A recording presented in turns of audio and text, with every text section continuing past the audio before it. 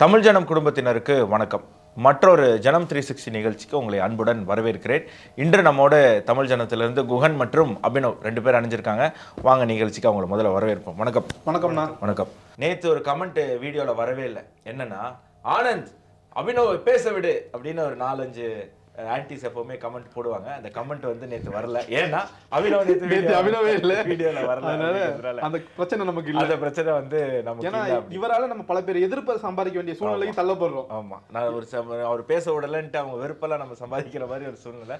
அபினவ்ஜிக்கு வந்து வாரத்துக்கு ஒரு நாள் கண்டிப்பா ரெஸ்ட் கிடைச்சாதான் அவரால் புத்துணர்ச்சியோட ரிஃப்ரெஷ் ஆகி திருப்பி வந்து சமூக விரோதிகளை பந்தாட முடியும். அந்த மாதிரி நேற்று ரிஃப்ரெஷ் ஆகி இன்னைக்கு வந்திருக்காரு. எப்படி பந்தாட போறாரு அப்படிங்கறத நம்ம பொறுத்திருந்து பார்ப்போம். ஸோ கான்செப்டுக்குள்ளே போகிறதுக்கு முன்னாடி தமிழ் ஜனம் சேனலை சப்ஸ்கிரைப் பண்ணாமல் நீங்கள் இந்த வீடியோ பார்த்துட்டு இருக்கீங்கன்னா மறக்காமல் சப்ஸ்கிரைப் பண்ணிவிடுங்க. ஏன் அப்படின்னு சொன்னால், நம்ம 1 மில்லியன் அப்படிங்கிற டார்கெட்டை நோக்கி போயிட்டுருக்கோம். அந்த போகக்கூடிய வேகத்தை கூட்டுவது நீங்கள் செய்யக்கூடிய சப்ஸ்கிரிப்ஷன் தான். நீங்கள் சப்ஸ்கிரைப் பண்ணால் மட்டும் போதாது, உங்கள் அன்பர்கள் அனைவருக்குமே தமிழ் ஜனத்தை சப்ஸ்கிரைப் பண்ணுங்கள் அப்படின்னு நீங்கள் எடுத்து சொல்லணும். ஸோ சப்ஸ்கிரைப் பண்ணிவிட்டு தொடர்ந்து இந்த வீடியோ பாருங்கள். அப்படின்னா இன்றைக்கி என்ன டாபிக், ஃபஸ்ட்டு டாபிக் சொல்லுங்கள். ஸோ ஃபஸ்ட்டு டாப்பிக்கே ஒரு கான்ட்ரவர்ஷியலான டாபிக். அதாவது மத்திய அரசு பார்லிமெண்ட்டில் ஒரு பில்லை வந்து இன்ட்ரடியூஸ் பண்ணுறாங்க. அந்த பில்லுக்கு நாடு முழுவதும் எதிர்ப்பு. நாடு முழுவதும் மக்கள் எதிர்ப்பா, யார் எதிர்ப்பு? எதிர்க்கட்சிகள் எதிர்ப்பு. அப்படி சொல்லு. ஏன்னா நாடு முழுவதும் எதிர்ப்புனா ஏதோ மக்கள் எல்லாம் போராடுற மாதிரி. கடந்த 10 ஆண்டுகளாக ஊடகம் மாதிரி நம்மளும் செயல்படக்கூடாது. இல்லை, கடந்த 10 ஆண்டுகளாகவே எதிர்ப்பு அப்படின்னா மக்கள் எதையுமே எதிர்க்கலையே, இவங்க தானே எதிர்த்துக்கிட்டு இருக்காங்க. மக்கள் சில விஷயங்கள்ல நியாயமான எதிர்ப்பும் தெரிவிச்சிட்டு இருக்காங்க. உதாரணத்துக்கு டெல்லி பொல்யூஷன் மாதிரி நியாயமான விஷயங்கள். இப்போ இண்டிகோ இஷ்யூ இந்த மாதிரி. ஆனா அந்த டெல்லி பொல்யூஷன்ல கூட நக்சல்களுக்கு ஆதரவா தான் போராட்டம் நடந்தது. அப்படின்ற போராட்டம் பண்ணவங்க பொதுமக்களும் பண்றாங்க. சோ சில விஷயங்கள் சின்ன விஷயங்களுக்கு போராட்டம் பண்றாங்க. அது சரியும் ஆகுது. இண்டிகோ பிரச்சனை சரியாயிடுச்சு. இப்போ அடுத்தது பொல்யூஷன் சரியாகும். அதனால மக்களும் பண்றாங்க. ஆனா பெருவாரியா அவங்க பண்ணக்கூடிய இந்த ஊடகத்துல வந்து பிரம்மாண்டமா காட்டக்கூடிய அத்தனை பிரச்சனையுமே மக்கள் பண்ணல. அது வந்து ஏதோ ஒரு குறிப்பிட்ட அரசியல் கட்சிகள் தான். ஸோ நீங்க தொடர்ந்து பேசுங்க. ஐயோ கமெண்ட் போட்டுறாரு அந்த இஷ்யூ என்ன அப்படின்றத இப்போ முதல்ல பார்த்துருவோம். ஸோ 100 நாள் வேலை திட்டத்திற்கு மாற்றாக Viksit Bharat guarantee for Rozgar and Ajeevika mission திட்டத்தை கொண்டு வரப்போகும் மத்திய அரசு. ஸோ இந்த பில் மூலமா மத்திய அரசு வந்து ஒரு புது திட்டத்தை கொண்டு வர போறாங்க. எப்படி அப்படின்னா, ஏற்கனவே ஒரு சிமிலர் சிஸ்டம் இருந்திருக்கு. அந்த சிஸ்டம்ல இருந்து டிரான்ஸ்ஃபார்ம் ஆக போறாங்க. இதுதான் வந்து எதிர்ப்புக்கு காரணம். அப்போது இந்த டிரான்ஸ்ஃபர்மேஷனில் என்ன பிரச்சனை, புது திட்டத்தில் ஏதாவது கான்ட்ரவர்ஷியலான அம்சங்கள் இருக்கா அப்படின்னு பார்த்தா அது கிடையாது. இந்த திட்டத்தினுடைய பெயர் மாற்றப்பட்டது அப்படின்றது தான் எதிர்கட்சிகளினுடைய கோபத்திற்கு காரணம். என்ன இருந்தது, இப்போ என்ன முன்னாடி பார்த்தோம் அப்படின்னா, Mahatma Gandhi national rural employment guarantee act அப்படின்றது இருக்கு. அதை மன்ரேகா அப்படின்னு நம்ம சொல்றோம். அதன்படி 100 நாள் வேலை வாய்ப்பு அப்படின்றது மக்களுக்கு வழங்கப்பட்டு வந்தது அப்படின்னு அவங்க சொல்றாங்க. அது ரெண்டாவது விஷயம். ஸோ இப்போ அந்த பேரை வந்து எப்படி மாற்றிருக்காங்கன்னா, Viksit Bharat guarantee for Rozgar and Ajeevika mission. ஷார்ட்டாக சொல்லணும் அப்படின்னா ஜி ராம் ஜி. ஐயோ, ராம் பேர் வந்துருச்சு. இதுதான் ராம் ஜின்னு வர வந்துருச்சு. ஐயோ, பெரிய பிரச்சனை இது. அதுக்கு தான் முதல்ல எல்லாரும் ஒன்று சேர்ந்துருப்பாங்கன்னு நினைக்கிறேன் இல்லையா, எதிர்கட்சிகள். ஆக்சுவலா இவங்க பெரும்பாலான எதிர்கட்சிகள் முன்வைக்கிற ஒரே ஒரு குற்றச்சாட்டு என்னன்னா, காந்தியோட பேரை இந்த அரசாங்கம் போட்டு மாத்துது, காந்தியை வந்து இந்த அரசாங்கம் வந்து புறக்கணிக்க பார்க்குது அப்படிங்கிற ஒரு குற்றச்சாட்டு வைக்க தான் இவங்க முயற்சிக்கிறாங்க. ஆக்சுவலாக இந்த திட்டம் வந்து 2005 கிட்டத்தட்ட 20 வருஷம் ஆயிடுச்சு. இந்த திட்டம் வரும்போது இந்த திட்டத்துக்கு காந்தியோட பேரே வைக்கல. இந்த பேர் எப்போ வருதுன்னா 2009 தான் இவங்களே காந்தி பேர் வைக்கிறாங்க. அப்பதான் காந்தி ஞாபகம் வந்திருக்கு. அவங்களோட அரசியல் இதா காந்தி மாற்றி வைக்கப்பட்டிருக்காரு. அதனால அதை கொண்டு வராங்கன்னு வச்சுக்கலாம். அப்படி 2009 தான் இவங்களே பேர் வைக்கிறாங்கன்னா அப்போ அந்த 4 வருஷம் இவங்க என்ன மறந்தாங்க அப்படிங்கிற ஒரு கேள்வி நமக்கும் எழுது. இப்போயும் வந்து அவங்க பேர் மாத்துறதுலேயும் கூட காந்தி என்ன நினைச்சாரு அப்படிங்கிற விஷயத்தை மையமாக வச்சு தான் இந்த பேர் மாற்றப்பட்டிருக்கு. இவங்களுக்கு பேர் பிரச்சனை இல்லை, கொண்டு வர கட்சி தான் பிரச்சனை. இப்போ இல்லை, இன்னொரு விஷயம் இருக்கு. இப்போ 2005 இந்த திட்டமானது கொண்டு வரப்பட்டது நீங்கள் சொல்கிறீங்க. 2004 தான் யூபிஏ அரசே வருது. இவ்வளோ பெரிய திட்டத்தை ஒரு வருஷத்தில் பிளான் பண்ணி எக்ஸிக்யூட் பண்ண முடியாது. கண்டிப்பாக அதுக்கு முந்தைய அரசு தான் அதை வந்து அதை முயற்சி எடுத்திருக்கணும். எனக்கு தெரிஞ்ச 1999 இது போன்ற ஒரு திட்டமானது அறிமுகப்படுத்தப்பட்டிருக்கு. ஸ்லோவாக, கொஞ்சம் சின்னதாக அப்படியே திட்டத்தை அறிமுகப்படுத்தப்பட்டு அதுக்கப்புறம் 2005 அது பெரிய அளவில் பரிமாணம் மாறி இந்த மாதிரி வந்து எக்ஸிக்யூட் பண்ணியிருக்காங்க. அப்போது முந்தைய அரசு யார்?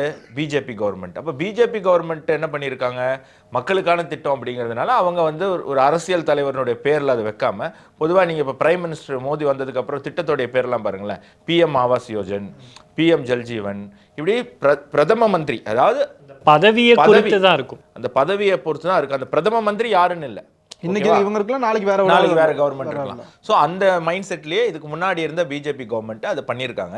ஸோ 2009 இவங்களுக்கு திடீர்னு காந்தி பாசம் வந்து காந்தியினுடைய பேர் அதுக்கு சூட்டியிருக்காங்க. இது காந்தியினுடைய பேர் சூட்டுவது இது முதல் விஷயம் கிடையாது. 1947 இந்தியா சுதந்திரம் அடைஞ்சதுலேருந்து காந்திஜி மீதான நான் ஒரு மரியாதையை கூப்பிடுவேன். ஏன்னா வந்து என்னை பொறுத்த வரைக்கும் அவர் மகாத்மா காந்திஜின்னு தான். ஓகேவா? இப்போ மகாத்மா காந்திஜியினுடைய பிராண்டிங்காக காங்கிரஸ் கவர்மெண்ட் அன்னையிலிருந்து ஜவஹர்லால் நேரு காலத்திலிருந்து அப்புறம் இந்திரா காந்தியிலிருந்து இன்னைக்கு கடைசியாக இருந்த மன்மோகன் சிங் டைம் வரைக்கும் மகாத்மா காந்திஜியினுடைய பிராண்டிங்காக கோடிக்கணக்கான ரூபாய் இந்திய அரசு செலவு பண்ணியிருக்கு. அதில் எத்தனை பேரோட பட்னியை தீர்த்திருக்கலாம். கண்டிப்பாக. இதுக்கு முன்னாடி சரோஜினி நாயுடுன்னு நினைக்கிறேன் ஒரு ஃபேமஸ் ஓஷோ அவர் பேசும்போது குறிப்பிட்டு பேசியிருக்காரு, மகாத்மா காந்தியை ஏழையாக காட்டுறதுக்கு சுதந்திரத்துக்கு முன்பே காங்கிரஸ் ஏகப்பட்ட பணம் செலவு பண்ணியிருக்கேன். ஏன்னா அவர் ஆட்டுப்பால் தான் குடிப்பார்.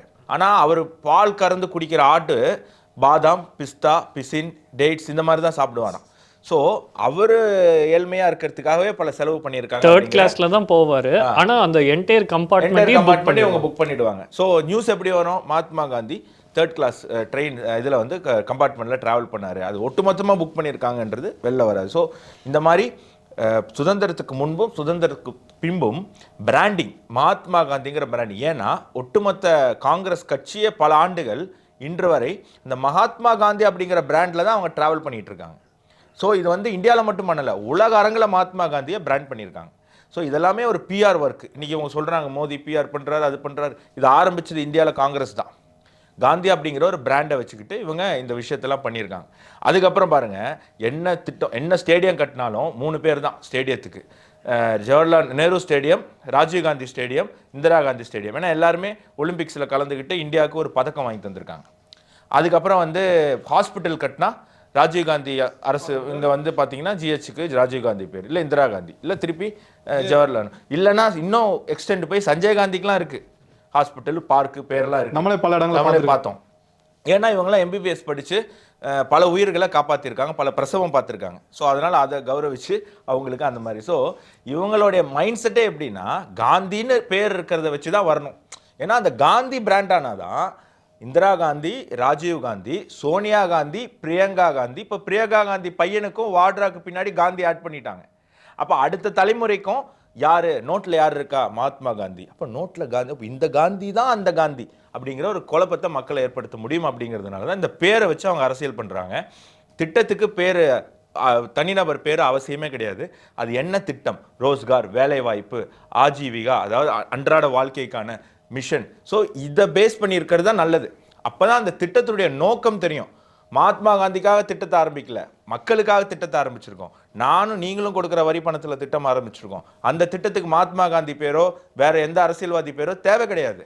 அதுக்கு அந்த திட்டத்தினுடைய பேர் போதும் அப்படிங்கிறது இந்தியாவில் இருக்கக்கூடிய பெருவாரியான மக்களினுடைய கோரிக்கையாக இருக்கு. என்னோடது என்னன்னா, இப்போ மத்திய அரசு இப்படி பேர் வைக்கிறத விட அது இந்தி பேசக்கூடிய மாநிலங்களுக்கு அது பரவாயில்ல, தமிழ் பேசக்கூடிய மாநிலங்கள், மற்ற மொழி பேசக்கூடிய மாநிலங்களில் அந்த மொழிக்கு ஏற்ற மாதிரி பேர் மாற்றினா இன்னும் நல்லது. ஏன்னா 100% பண்ணலாம். இவங்க திட்டங்கள் நல்ல திட்டங்கள், ஆனால் இந்த திட்டத்தை கொண்டு போய் சேர்க்க முடியாத அளவுக்கு இல்லை.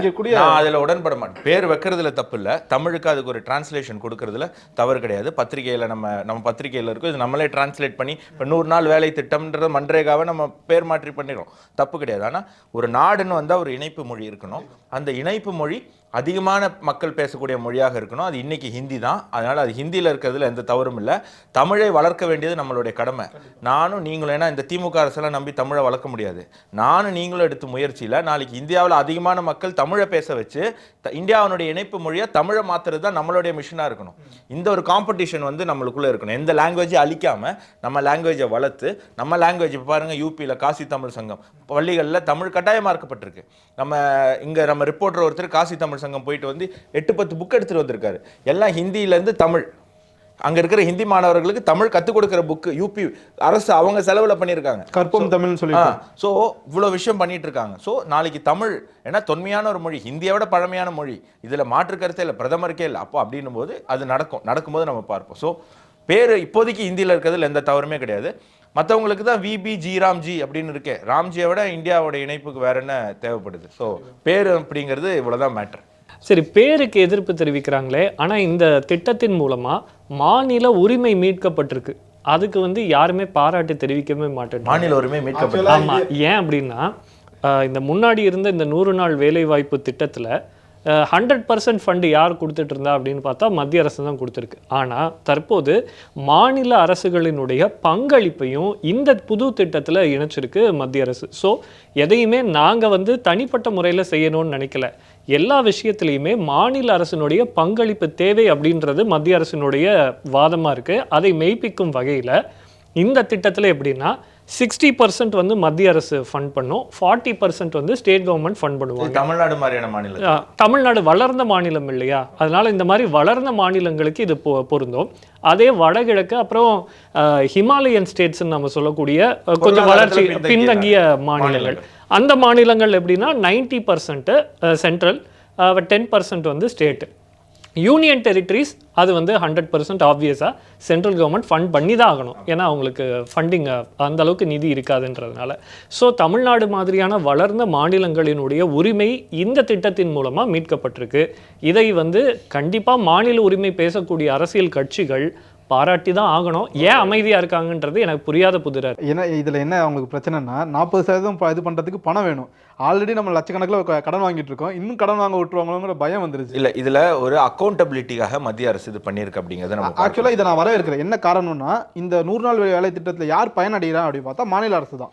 பெரும்பாலும் அவங்க எந்த விஷயத்துக்கு பயன்படுத்தப்பட்ட அந்த வேலைன்னா குளத்தை தூர்வாருது, வாய்க்கால்கள் நீர்வரப்பு அந்த இது தூர்வாருது, அப்புறம் சாலைகளை சீரமைக்க, காடுகள் வளர்க்க. இது எல்லாமே எது யாரோட வளர்ச்சினா மாநிலத்தோட வளர்ச்சிக்கு தான் போகுது. அப்போ தாராளமாக மாநில அரசு 40% கொடுக்கறதுல எந்த ஒரு தப்பும் இல்லை. ஆனால் இதை திமுக அரசு செய்யுமா அப்படிங்கிறது எனக்கு ஒரு கேள்வி. மாநில அரசு செய்யறது தப்பு இல்லைன்னா மாநில அரசுக்கு அந்த டாக்ஸ் மூலமா நிதி எங்கிருந்து வருது? மத்திய அரசு மூலமா தானே வருது. ஸோ மத்திய அரசு மாநில அரசு நீ செய்யின்னு சொல்லலை, மாநில அரசின் மூலமாக திட்டங்களை செயல்படுத்தணும் அப்படின்னு நினைக்கிறேன். இதுதான் கூட்டாட்சி தத்துவம். கூட்டாட்சி. இதில் நான் என்ன புரிஞ்சுக்கிறேன் அப்படின்னா ஒரு அக்கௌண்டபிலிட்டிக்காக. ஸோ சென்ட்ரல் கவர்மெண்ட் ஃபுல்லாக ஃபண்டு தந்துட்டு இருந்த போது இதை அப்யூஸ் பண்ணிட்டு இருந்தாங்க பல மாநிலத்தில். குறிப்பாக தமிழ்நாட்டில் இதில் எவ்வளோ ஊழல் நடந்திருக்கு நம்மளே நிறைய செய்தி எனக்கு பர்சனலாகவே தெரியும். ஏன்னா இதை நான் பார்த்துருக்கேன். பல இடங்களில் வந்து ஒரு 100 பேர் வேலை பார்க்குறாங்கன்னா அங்கே கிட்டத்தட்ட 60 பேர் தான் ஒரிஜினலாக வேலை பார்ப்பாங்க. 40 பேருடைய அட்டையை வச்சு அங்கே இருக்கக்கூடிய ஊராட்சி மன்றத்தில் இருக்கக்கூடிய அலுவலர்கள் அவங்கெல்லாம் வந்து அந்த வேலை செஞ்சதாக கணக்கு காட்டி அந்த பணத்தை எடுத்து அவங்க சொந்த பயன்பாட்டுக்கு பயன்படுத்திட்டு இருந்தாங்க. இப்படி தான் பல இடங்களில் தமிழ்நாட்டில் நடந்துச்சு. ஸோ அப்போ என்ன ஆகுதுன்னா அது வந்து அந்த திட்டத்தை மாநில அரசு மாநிலத்தில் இருக்கக்கூடிய அதிகாரிகள் அதை அப்யூஸ் பண்ணிட்டு இருந்திருக்காங்க. அது மட்டும் இல்லை, ஒருவேளை 100 பேருமே வேலைக்கு வந்தால் கூட அவங்களுக்கு போகக்கூடிய பணத்திலிருந்து ஒரு பெர்சன்டேஜ் வந்து கமிஷன் கொடுக்கணும் அந்த வேலையை அவங்களுக்கு கொடுக்குறவங்களுக்கு. இப்போ இதெல்லாம் நிப்பாட்டுறதுக்கு தான் டைரெக்டாக வங்கிகளில் பணம் போடுற விஷயத்தை கொண்டு வந்தாங்க. இதெல்லாம் இருக்கட்டும் ஒரு இல்லை, வங்கியில் பணம் கொண்டு வந்தாலும் ஒரு டிராபேக் என்னன்னா திட்டத்தினுடைய பெயர் 100 நாள் வேலை வாய்ப்பு திட்டம். ஆனால் ஆடிட்ல என்ன கண்டுபிடிச்சிருக்காங்க, ஒரு வருஷத்துல 50 நாள் கூட எம்ப்ளாய்மெண்ட் தரப்படுவதே இல்லை அப்படின்னு சொல்றாங்க.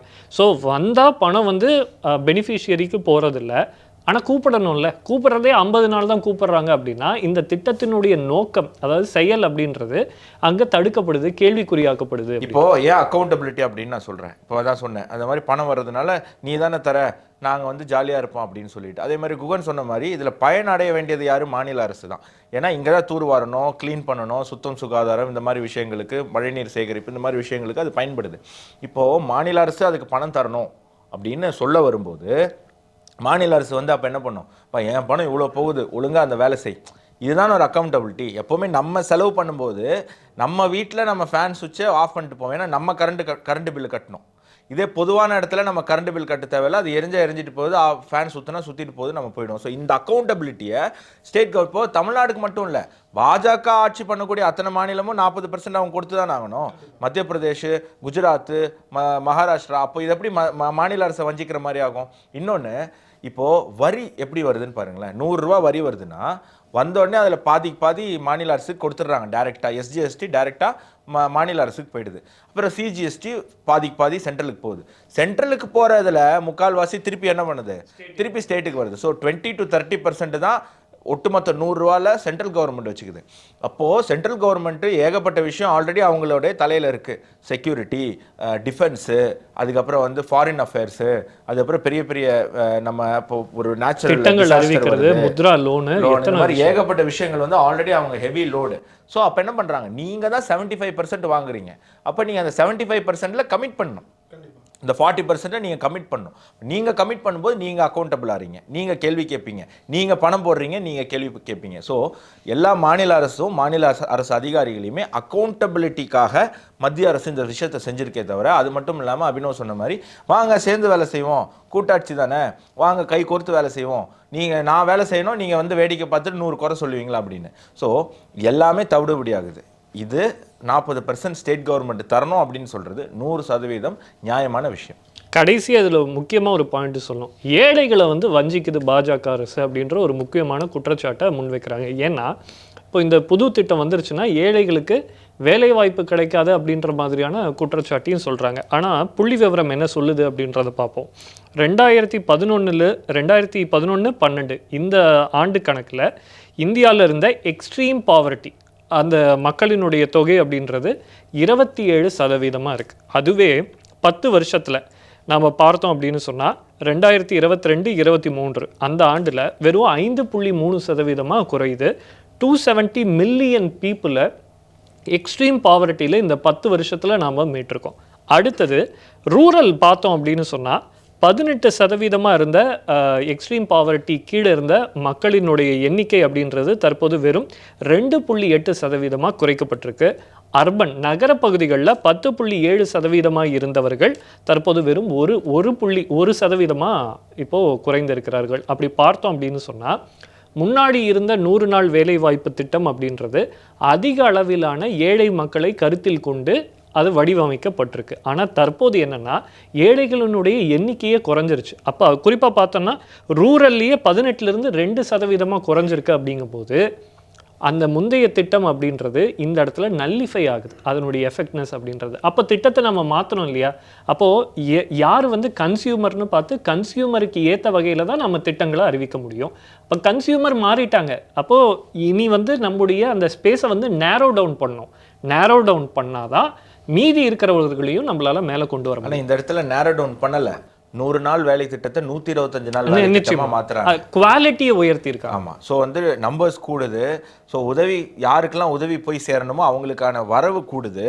அதே மாதிரி இதில் அடுத்தடுத்த அப்டேட்டில் வந்து அந்த ஊதிய தொகையுமே கூட்டுவதற்கான முயற்சிகள் வந்து ஈடுபடும். ஸோ எப்படி ஜிஎஸ்டி வந்து மாநில அரசோடைய கன்சிடரேஷனோட நிறைய விஷயம் பண்ணிட்டு இருக்காங்களோ, இப்போ அதே மாதிரி இந்த விஷயத்தையுமே மாநில அரசு ஒரு குழு மாதிரி போட்டு இது சம்மந்தப்பட்ட அமைச்சர்கள் உட்காந்துக்கிட்டு நம்ம எவ்வளோ ஊதியத்தை உயர்த்தி கொடுக்கலாம் அப்படிங்கிறது. ஸோ அக்கௌண்டபிலிட்டி இதை வச்சு நீ அரசியல் பண்ண முடியாது. நீ வந்து ஊதியத்தை உயர்த்தி கொடு அப்படின்னு மத்திய அரசே அப்படின்னு கை நீட்ட முடியாது. ஏன்னா யூ ஆர் ஆல்சோ பார்ட். கூட்டணும்னு கூட்டிக்கலாம், நீங்களும் கூட்டணும் 40%. நீங்களும். ஸோ மோடி என்ன பண்ணியிருக்காரு அப்படின்னா வாயில வடை சுடுறவங்களை எல்லாம் லாக் பண்ணிட்டார். வா நீயும் மக்களுக்கு தானே இருக்க, நானும் மக்களுக்கு தான் இருக்கேன், 2 பேரும் சேர்ந்து மக்களுக்கு உதவி பண்ணுவோம் அப்படின்னு லாக் பண்ணியிருக்காரு. லாக் பண்ணும்போது மக்களுக்கு அந்த உதவி போய் சேர்றத உறுதிப்படுத்தியிருக்காரு. ஏன்னா ராஜீவ்காந்தியே சொல்லியிருக்காரு, ₹1 அரசாங்கம் வந்து கொடுத்தா கீழே 9 பைசாவோ 5 பைசாவோ 10 பைசாவோ தான் மக்களுக்கு போய் சேருது அப்படின்னு அவர் ஒரு சொல்லியிருக்காரு. அதற்காக தான் முதல்ல இந்த கவர்மெண்ட் வந்த உடனே டைரக்ட் பேங்க் ட்ரான்ஸ்ஃபர் விஷயத்தை கொண்டு வராங்க. என்ன உதவியாக இருந்தாலும் மத்திய அரசு உதவியை நேரடியாக வங்கியில் இல்லைனா அவங்க மாநில அரசுக்கு அனுப்பி அவங்க கீழே அனுப்பி அங்கே நடுவில் ஒரு புரோக்கரு, அதுக்கப்புறம் ஒரு மிடில் மேனு, இவங்கெல்லாம் எடுக்கிறது போய் மக்களுக்கு கையில் போய் சேரும்போது வெள்ள நிவாரணம் 2000 அரசு அறிவிக்கும், கைக்கு வரும்போது 200 வரும். இப்போ 2000 டிங் ஓப்பன் பண்ணி பார்த்தா சென்ட்ரல் கவர்மெண்ட் மோடி கவர்மெண்ட் இப்படி உங்களுக்கு 2000 போட்டிருக்காங்கன்னு மெசேஜ் வருது. ஸோ இந்த மாதிரி எதெல்லாம் வச்சு அரசியல் பண்ண முடியுமோ அந்த அரசியல் பண்ணக்கூடிய விஷயத்தில் எல்லாருமே நறுக்கிட்டு எல்லாருக்கும் ஒரு செக்மேட் மாதிரி அங்கங்கே வச்சுக்கிட்டு இருக்காரு. இது மக்களுக்கு 100% நன்மை ஏற்றக்கூடிய ஒரு மாற்றம் தான். இதில் பேர் மாற்றினாலும் ஒரு கவலையும் கிடையாது. ஏன்னா மகாத்மா காந்தி, இந்த நாடே மகாத்மா காந்திக்காகலாம் அடகு வைக்கல, ரூபாய் நோட்டில் அவர் இருக்காரு. அதுவே பெரிய ஒரு விஷயம்.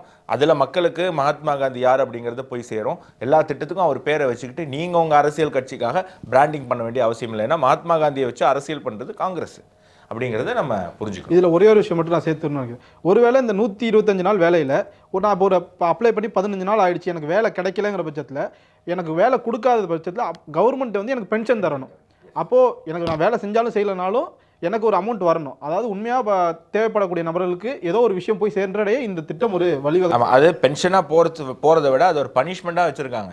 அப்படி பென்ஷனாக போய் சும்மா பணம் கொடுக்கறதுக்கு பதில் அவர்கிட்ட வேலை வாங்கணும். ஸோ அந்த மாதிரி எல்லாமே வந்து எப்படி ஒரு கம்பெனி எப்படி யோசிக்கும் லாபம் அடைவதற்கு, எப்படி வந்து மினிமம் வேஸ்டேஜ் யோசிக்க முடியுமோ அந்த மாதிரி இந்த கவர்மெண்ட் வந்து இந்த அமைச்சர்கள் வந்து சரியா யோசிச்சிருக்காங்க அப்படிங்கிறத நம்ம இதுல இருந்து புரிஞ்சுக்க முடியுது. அடுத்த டாபிக் என்ன அப்படின்னா, அடுத்தது நமக்கு தெரியும் பிரதமராக திரு மோடி அவர்கள் பதவி ஏற்றதிலிருந்தே இந்த எக்ஸ்டர்னல் அஃபேர்ஸ் அப்படின்றதுல ஒரு முக்கியத்துவம் கொடுத்துக்கிட்டே இருக்காரு. அந்த வகையில் தற்போதைய அவருடைய பயணமும் முக்கியத்துவம் பெற்றிருக்கு. அதில் சில விஷயங்கள் வந்து யாருமே எதிர்பார்க்காத ஒரு விஷயமா இருக்கு. அது என்ன அப்படின்றத பார்த்துடலாம். ஸோ பிரதமர் மோடியை காரில் அழைத்து சென்ற ஜோர்டான் பட்டத்து இளவரசர். இதில் என்ன ஆச்சரியம்? அவர் எங்கே போனாலும் காரில் தானே போவார், பின்ன வேற எதில் போவார் அப்படின்னு கேட்கலாம். காரை யார் ஓட்டிட்டு போயிருக்காருன்னா அந்த ஜோர்டான் இளவரசரே ஓட்டிட்டு போயிருக்காரு. அதுதான் இதில் நாம் பார்க்க வேண்டிய. இல்லை, இதில் இன்னொன்று நீங்கள் பார்க்கணும். மோடி வந்து இஸ்லாமியர்களுக்கு எதிரானவர், பாஜக இஸ்லாமியர்களுக்கு எதிரானவர். ஏன் நம்மளே சொல்கிறாங்க ஏன் இஸ்லாமியனுக்கு எதிரானவர் அப்படின்னு நிறைய பேர் எனக்கு கீழே பதிவு போடுறாங்க. நாங்கள் யாருமே இஸ்லாமியர்களுக்கு எதிரானவர்கள் இல்லை. நம்ம அத்தனை பேருமே இஸ்லாம் அப்படிங்கிற போர்வையில் பயங்கரவாதம் அடிப்படைவாதிகளுக்கு தான் எதிரானவர்களை தவிர இஸ்லாமிய சகோதர சகோதரிகளிடம் நமக்கு எந்த விஷயமும் கிடையாது. அவங்களை இத்தனைக்கும் நம்ம அப்யூஸ் பண்ணக்கூடாதுன்னு பார்க்குறோம். மற்ற ஊடகவியாளர்கள்லாம் நாங்கள் வந்து இஸ்லாமிய தோழர்கள், இஸ்லாமிய நண்பர்கள்னு அவங்களுக்குள்ளே இருக்கிற சில பேர் செய்கிற தவறை சுட்டி காட்டாமல் பயங்கரவாதியையும் சாமானிய இஸ்லாமியனையும் ஒன்றா வைக்கக்கூடிய ஒரு தவறை செய்கிறது மற்ற ஊடகவியலாளர்கள். நம்ம அதை பிரித்து காட்டுறோம், யார் தப்பு யார் சரி. அது இஸ்லாம் மட்டும் இல்லை, எந்த மதமாக இருந்தாலும்.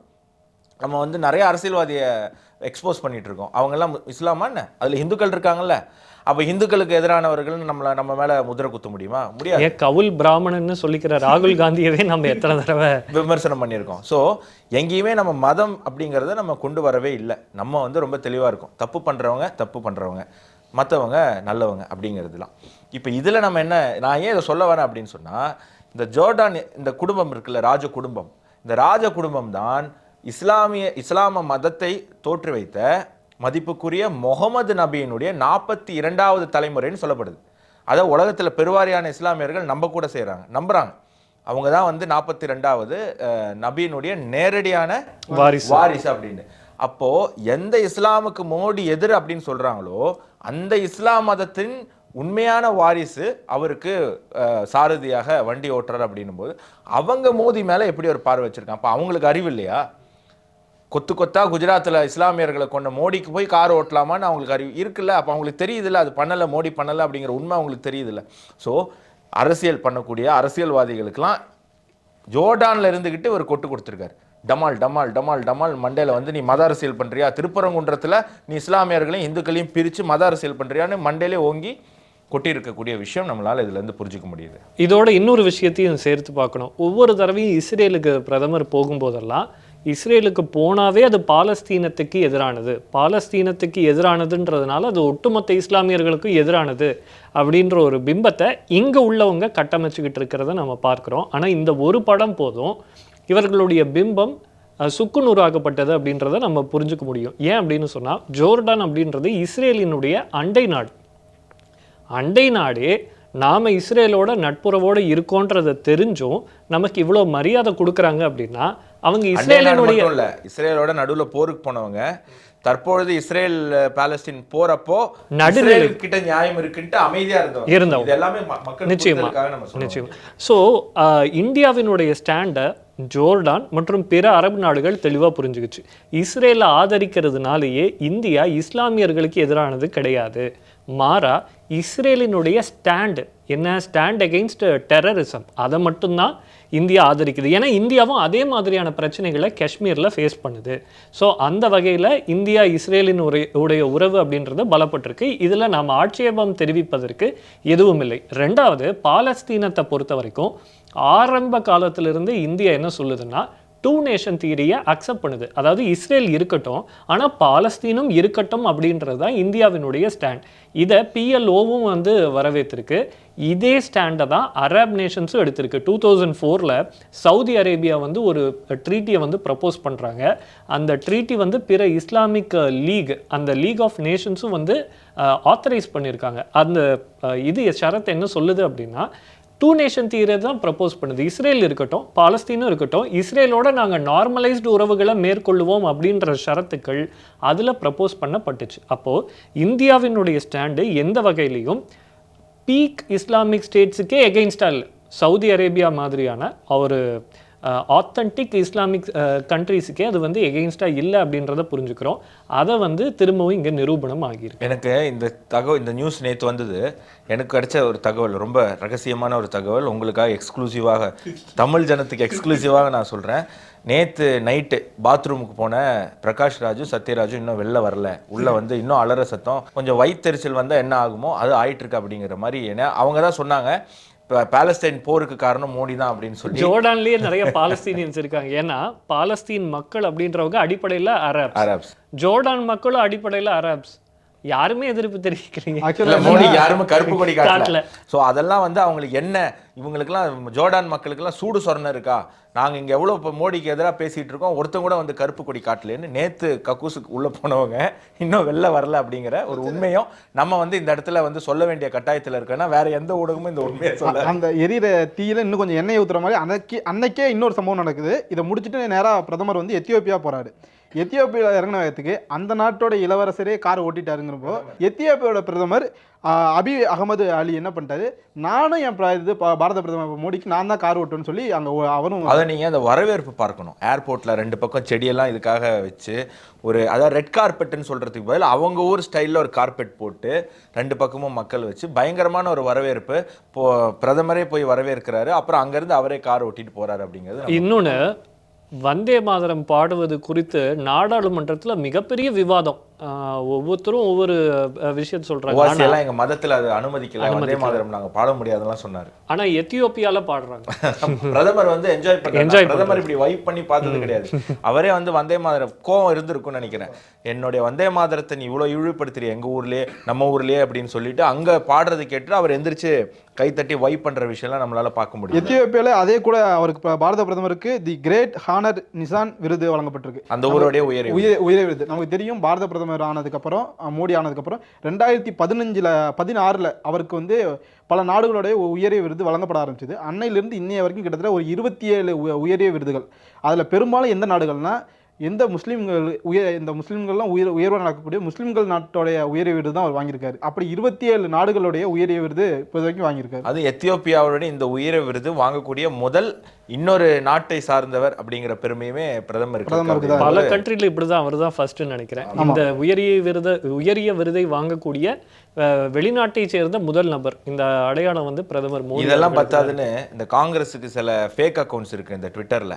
அதுல ஒருத்தர் அங்கித் மயங்கா ஏதோ ஒன்று, இதெல்லாம் அவங்க ஐடி விங் தான், ஃபேக்கு தான், எதுவுமே ஒரிஜினல் கிடையாது.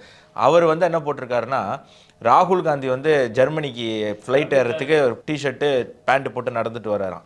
இதை பார்த்து இன்று சங்கிகளுக்கு வயரறியும். இதை பார்த்துட்டு உனக்கு வயரறியுமா இல்லை அதை பார்த்தா சங்கிகளுக்கு?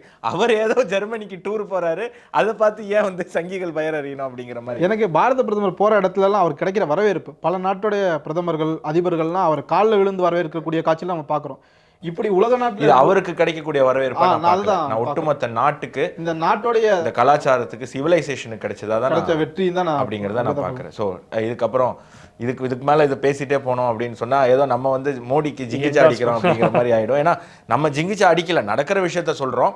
ஆனால் சில பேருக்கு வந்து உண்மையிலேயே வயரறிய ஆரம்பிக்கும். அதனால் அடுத்த டாபிக் போயிடலாம். நெக்ஸ்ட்டு அடுத்தது இந்த போண்டி பீச் அங்கே நடந்த தாக்குதல். அந்த தாக்குதலில் ஒரு அப்டேட் வந்திருக்கு. அது என்ன அப்படின்றத நம்ம இப்போ பார்த்துடலாம். பின்புலத்தில் ISI, அதாவது போன எபிசோடில் ஒரு எபிசோடுக்கு முன்னாடி நினைக்கிறேன் இதை பற்றி நம்ம பேசும்போது ஃபர்ஸ்ட் ஹேண்ட் ரிப்போர்ட்ஸ் என்ன சொல்லுச்சு அப்படின்னா ஹீஸ் ஃப்ரம் பாகிஸ்தான் அப்படின்றது சொல்லுச்சு. ஆனால் இப்போ வந்திருக்கக்கூடிய ரிப்போர்ட் என்ன சொல்லுது, அவர் இந்தியாவை சேர்ந்தவர், அதுவும் தென்னிந்தியாவை சேர்ந்தவர்.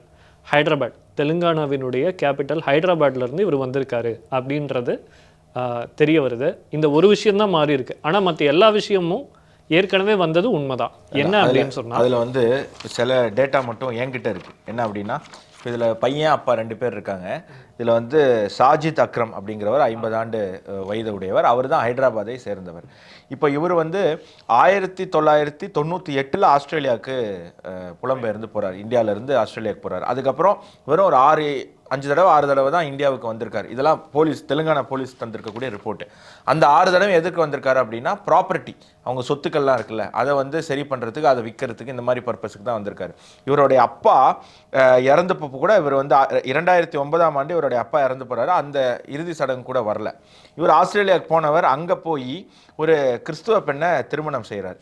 திருமணம் செய்த பிறகு அந்த பெண்ணை இந்தியாவுக்கு ஒரு தடவை கூட்டிகிட்டு வந்து இவங்க மத வழக்கப்படி நிக்கா பண்ணுறாரு. ஏன் அப்படின்னு சொன்னால், கிறிஸ்துவ பெண்ணை இவர் கல்யாணம் பண்ணியிருந்தனாலே இவரை வந்து ஒதுக்கி வச்சுட்டாங்க உங்கள் குடும்பத்தில். ஏன்னா தெலுங்கானாவில் இவருடைய குடும்பம் இருக்கக்கூடிய பகுதி அப்படின்னு பார்த்தீங்கன்னா அல் ஹஸ்னத் காலனி அப்படின்னு டோலி சவுக்கி அப்படிங்கிற ஒரு இடத்த. இது வந்து ரொம்ப கோர் முஸ்லீம்ஸ் மட்டும் இருக்கக்கூடிய இடம். வேறு யாராலையுமே அங்கே போகவே முடியாது. அந்த மாதிரி தான் இப்போது தமிழ்நாட்டிலையுமே அந்த மாதிரி ஏரியாஸ் இருக்குது. ஸோ இதெல்லாம் தான் வந்து நம்ம விமர்சனம் பண்ணுறோம். இதெல்லாம் விமர்சனம் பண்ணுறதுனாலே இஸ்லாமியத்துக்கு எதிராக அவங்க பேசுகிறாங்க அப்படின்னு. அப்படி கிடையாது. இஸ்லாமியர்கள் அதிகமாக வசிக்கக்கூடிய இடத்துல இன்னொரு மதத்தினர் உள்ளே போகிறதுக்கே இவ்வளோ பிரச்சனை இருக்குது அப்படின்னு சொன்னால் அங்கே ஜனநாயகம் அப்படிங்கிறது இல்லாமல் போகுது இல்லை. இந்த மாதிரி விஷயத்தை நம்ம விமர்சனம் பண்ணுறோம். அந்த மாதிரி ஒரு இடம் தான் இவருடைய குடும்பம் வந்து வசித்து வந்த இடம்.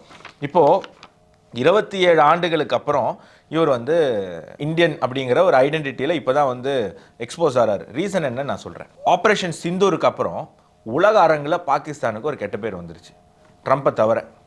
ட்ரம்ப்புக்கு அதில் வேறு பர்சனல் காரணங்கள்லாம் இருக்குது. அங்கே இருக்கிற மலையை சுரண்டணுங்கிற பர்சனல் காரணம் இருக்குது.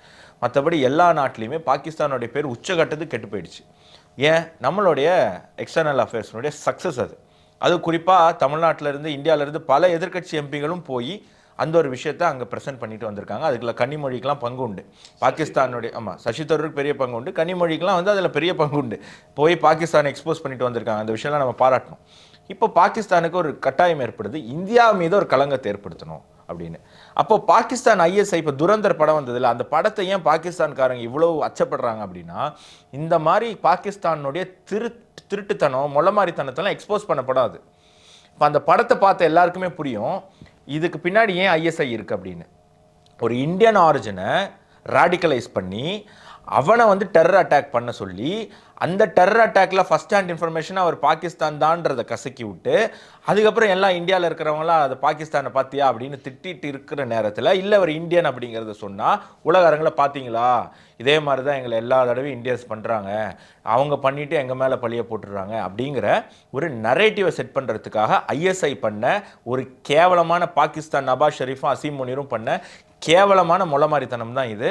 அதற்காக உயிரிழந்தவர்கள் 15 பேர் அப்படிங்கிறத மறந்துடக்கூடாது. இவங்க ஏன் ராடிக்கலைஸ் ஆகிறாங்க அப்படின்னா, இவருடைய பையன் சஜித் அக்ரமனுடைய பையன் 2019 2022 வரைக்கும் அங்கே மதரசாவில் போய் படிக்கிறார். இந்த மதரசாவில் தான் இவர் ராடிக்கலைஸ் ஆகிறார்.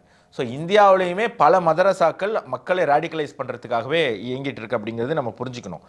அப்படி இல்லாமல் பிலிப்பைன்ஸ் போகிறாங்க அப்பாவும் பையனும். பிலிப்பைன்ஸ் போய் அங்கே தான் துப்பாக்கி சுடுறதுக்கான ஒரு ட்ரைனிங் வந்து அவங்க எடுக்கிறாங்க. ஸோ துப்பாக்கி சுடுறதுக்கான ட்ரைனிங்லாம் கொடுக்கறது எல்லாமே பாகிஸ்தானுடைய ISI தான். முடிச்சுட்டு ISIS கொடியை அவங்க காரில் ஒட்டுறாங்க. அட்டாக் பண்ணுறதுக்கு முன்னாடி ISIS கொடியை ஒட்டுறாங்க. ஏன் அப்படின்னு சொன்னால் பாகிஸ்தானுக்கு இதுக்கு சம்மந்தம் இல்லைங்கிறத எஸ்டாப்ளிஷ் பண்ணுறதுக்கு ISIS கொடியை ஒட்டிட்டு தான் இவங்க வந்து இந்த அட்டாக்குக்கு வராங்க. அட்டாக்கும் பண்ணி முடிச்சிடுறாங்க. முடிச்சதுக்கப்புறம் காரில் எக்ஸ்ப்ளோசிவ் இருக்குது. எந்த மாதிரி எக்ஸ்ப்ளோசிவ்? டெல்லியில் வெடிச்சதில்ல அதே மாதிரியான எக்ஸ்ப்ளோசிவ் காரில் அந்த மாதிரி ஒரு பிளான் வச்சுருந்துருக்காங்க. ஷூட் அவுட் ஏதாவது ஃபெயிலியர் ஆச்சு, ஏதாவது ஆச்சுன்னா காரை எடுத்துகிட்டு போய் பிளாஸ்ட் பண்ணணும் அப்படின்னு. ஸோ மோடஸ் ஆப்பரண்டி பாருங்கள். இப்போது ISIS தான் இதுக்கு பின்னாடி, ISI இல்லை அப்படிங்கிறது எஸ்டாப்ளிஷ். பக்காவான ஒரு பாகிஸ்தான் ISI ஸ்கெட்சு அது இன்னைக்கு எக்ஸ்போஸ் ஆகி மறுபடியும் உலகாரங்களில் பாகிஸ்தான் அப்படிங்கிற நாடு திருப்பி இன்றைக்கி அவமானப்பட்டு நிற்கிது. ஏன்னா இந்தியா எக்ஸ்போஸ் பண்ணிடுச்சு இதுக்கு பின்னாடி ISI தான் அப்படிங்கிறது. எல்லா இன்டெல் மூலமாக எல்லாருடைய கண்ட்ரீஸினுடைய இதுக்கும் இதனுடைய ப்ரூஃப்லாம் அனுப்பியிருக்காங்க. இவர் எங்கே ராடிக்கலைஸ் ஆனார், பிலிப்பைன்ஸில் இவருக்கு யார் ட்ரைனிங் கொடுத்தது, எல்லா டேட்டா வந்துருச்சு. ஸோ இனி பாகிஸ்தான் திருப்பி இன்னும் இந்த முயற்சியிலுமே பாகிஸ்தான் தோத்துருச்சு அப்படிங்கிறத நம்ம பார்க்கணும். கோவையில் இந்த சிலிண்டர் வெடிகுண்டு அப்படின்ற ஒரு விஷயம் வந்து கொண்டு வரப்பட்டுச்சு. அது செஞ்சது யார்? இங்கே இருக்கக்கூடிய ஒரு பயங்கரவாதி. டெல்லியில் IED அதை செஞ்சது யார்? இங்கே இருக்கக்கூடிய IED. அப்போ இந்தியர்கள் தான் பயங்கரவாதம் பண்ணுறாங்கன்னு நம்ம எடுத்துக்க முடியுமா? கிடையாது. பின்னாடி இருக்கக்கூடிய ஒரு ரேடிக்கல் ஆர்கனைசேஷன்.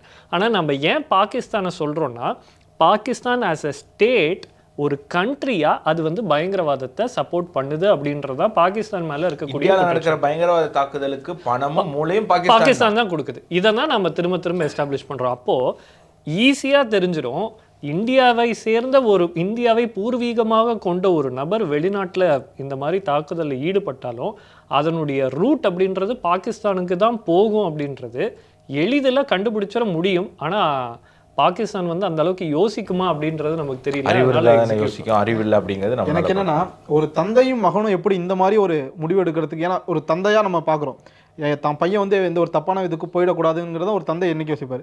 ஆனால் ஒரு தந்தையும் மகனும் சேர்ந்தே ஒரு இந்த மாதிரி ஒரு விஷயத்தில் ஈடுபடுறதுங்கிறது நமக்கு அதுதான் அந்த மதரசால அவங்கள ரேடிகலைஸ் பண்ணுறாங்க. அதுதான் ஹிமந்த பிஸ்வா சர்மா அஸ்ஸாமில் மதரசாஸ்கள் இருக்கக்கூடாது அப்படிங்கிறத ரொம்ப இன்சிஸ்ட் பண்ணுறாரு. ஏன்னா அங்கேருந்து தான் இந்த ரேடிகலைசேஷன் போகுது, அங்கே தான் பெண் உரிமை பறிக்கப்படுது. ஸோ இஸ்லாமியர்களும் நார்மலான இந்தியன் எஜுகேஷன் எடுத்துக்கணும், அவங்க இந்த மாதிரியான ரேடிகலைசேஷன் எஜுகேஷன் எடுத்துக்கக்கூடாது அப்படிங்கிறது தான் இங்கே இருக்கக்கூடியவர்களும் சொல்கிறாங்க. ஸோ அங்கே தான் ரேடிகலைஸ் ஆகிருக்காங்க. அப்பா பையன் 2 பேருமே வந்து 15 பேர், அதில் குழந்தை 10 வயசு குழந்தை இருக்குது, 3 இந்தியர்கள் இருக்காங்க, காயப்பட்டவங்க இறந்து போனவங்க இல்லை. ஸோ இப்படி மனசாட்சி இல்லாமல் ஈவரக்கம் இல்லாமல் ஒரு மனிதரை மாற்றக்கூடிய தன்மை அங்கே இருக்குது அப்படிங்கிறத நம்ம புரிஞ்சுக்கணும். இன்றைக்கும் வழக்கம் போல் பல விஷயங்களை வந்து நம்ம அலசி ஆராய்ஞ்சிட்டோம். ஸோ இன்னொரு நிகழ்ச்சியில் சந்திக்கலாம். ஸோ நேயர்கள்கிட்ட வந்து எங்களுக்கு ஒரே ஒரு கோரிக்கை தான், மீண்டும் தமிழ் ஜனம் சேனலை சப்ஸ்கிரைப் பண்ணாமல் இந்த வீடியோ பார்த்துட்டு இருக்கீங்கன்னா உடனே சப்ஸ்கிரைப் பண்ணிவிடுங்க. 1 மில்லியன் டார்கெட் அப்படிங்கிறத நம்ம விரைவில் சாதிப்போம். உங்களுடைய உதவியுடன் இன்னொரு நிகழ்ச்சியில் சந்திப்போம். நன்றி, வணக்கம், ஜெய்ஹிந்த்.